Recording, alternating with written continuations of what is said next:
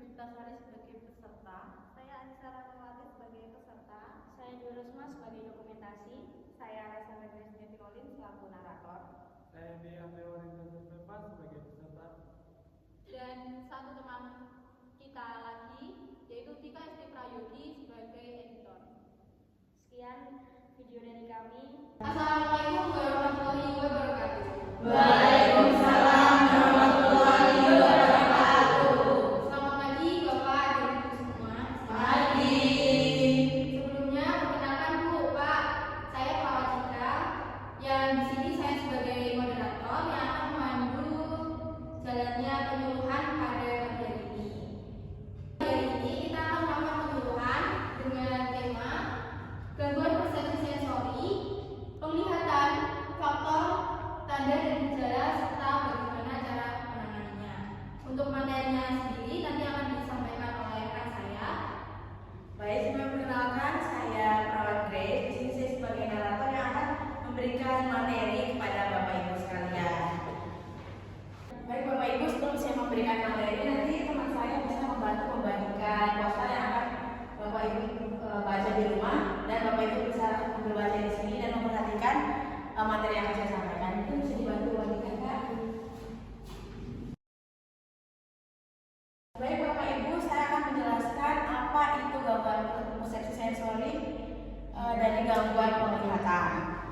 Gangguan penglihatan itu sendiri merupakan kondisi di mana persepsi visual seseorang terganggu. Misalnya pada saat Bapak Ibu melihat temannya yang di depan kan satu orang, tapi menurut pandangan Bapak Ibu tuh ada bayangan dua, padahal sebetulnya yang dilihat orang normal itu hanya satu.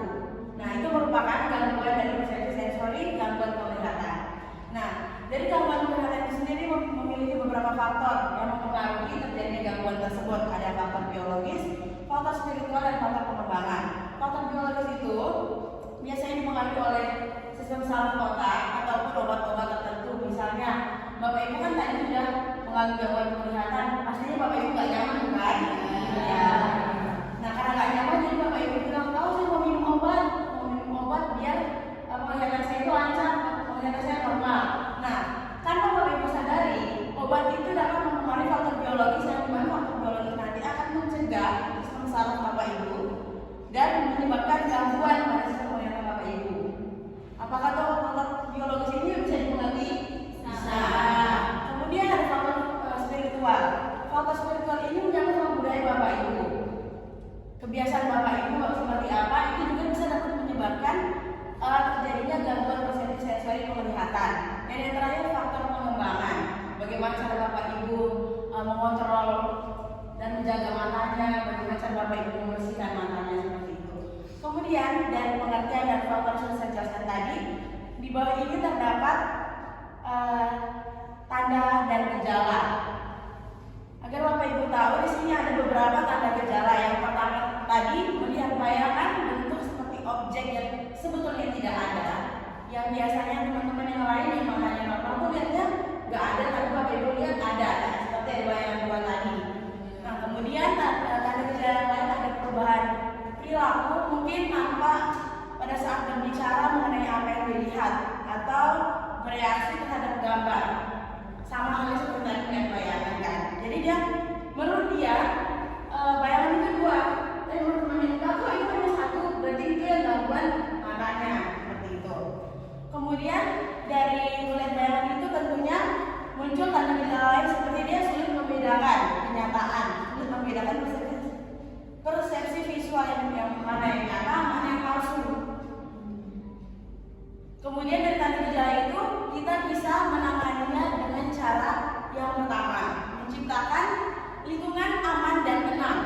Kemudian kita perlu mengajarkan diri kita untuk mencari strategi bagaimana cara kita mengontrol gangguan penglihatan itu. Yang ketiga, kita bisa tanya ke tenaga medis lainnya jika kita tidak bisa membedakan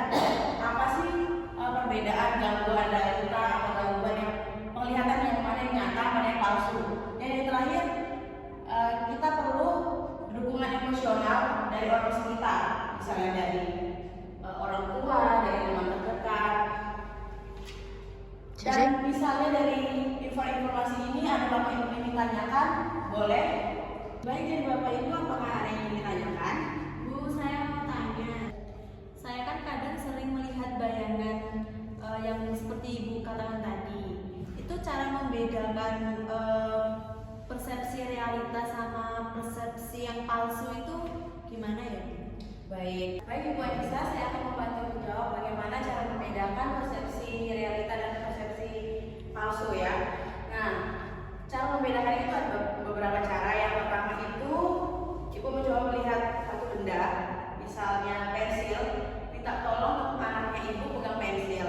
Nah, nanti Ibu tanpa bantuan kacamata dulu lihat pensil itu. Apakah pensil yang Ibu lihat itu ada bayangan atau tidak? Nah, jika ada bayangan, Ibu boleh menggunakan kacamata untuk membantu fokuskan mata Ibu untuk melihat objek tersebut, pensil tadi. Nah, jika sudah fokus pada saat Ibu pakai kacamata, Ibu bisa konfirmasi ke anak Ibu, apa benar pensil itu satu? Misalnya, anak Ibu tanya, Bu, ini pensilnya ada berapa? Satu. Oh, benar, Ibu sudah bisa lihat kalau tanpa bayangan lagi. Nah, kalau udah bisa, Ibu akan boleh latih itu terus menerus biar Ibu bisa membedakan mana itu persepsi visual yang bayangan atau yang asli, gitu ya. Nah, tapi kalau misalnya Ibu tanpa kacamata masih lihat bayangan, tanpa kacamata juga masih lihat bayangan, minta konfirmasi ke anak ataupun teman sekitar juga bilang, tapi persepsi Ibu masih salah, Ibu harus ke tenaga medis atau ke optik untuk ngecek kondisi mata Ibu seperti apa. Apakah bisa dipahami, Ibu? Bisa, terima kasih. Baik. Apakah ada yang ingin bertanya lagi? Saya ingin bertanya, Bu. Oh iya, boleh, silakan. Baik, saya ingin bertanya, mengapa penting sekali menciptakan lingkungan aman dan tenang bagi pasien yang mengalami gangguan persepsi sensori penglihatan ya, Bu? Baik, silakan. Ibu, saya akan bantu menjawab ya. Dari pertanyaan Ibu tadi, mengapa kita harus menciptakan lingkungan aman dan tenang? Itu sangat penting karena dengan lingkungan yang aman dan tenang, kita yang mengalami gangguan penglihatan tidak lagi takut atau cemas untuk menyatakan pendapat kita, kayak kita bilang objek tadi, sebenarnya kita bilang tadi objeknya hanya satu, namun karena kita gangguan penglihatan kita bilang dua. Kita butuh lingkungan aman dan tenang supaya kita juga boleh berpendapat dengan bebas tanpa dihakimi atau disudutkan oleh pandangan lain. Nah, untuk kita lingkungan ini sangat berhubungan dengan dukungan sosial. Kita perlu lingkungan yang aman,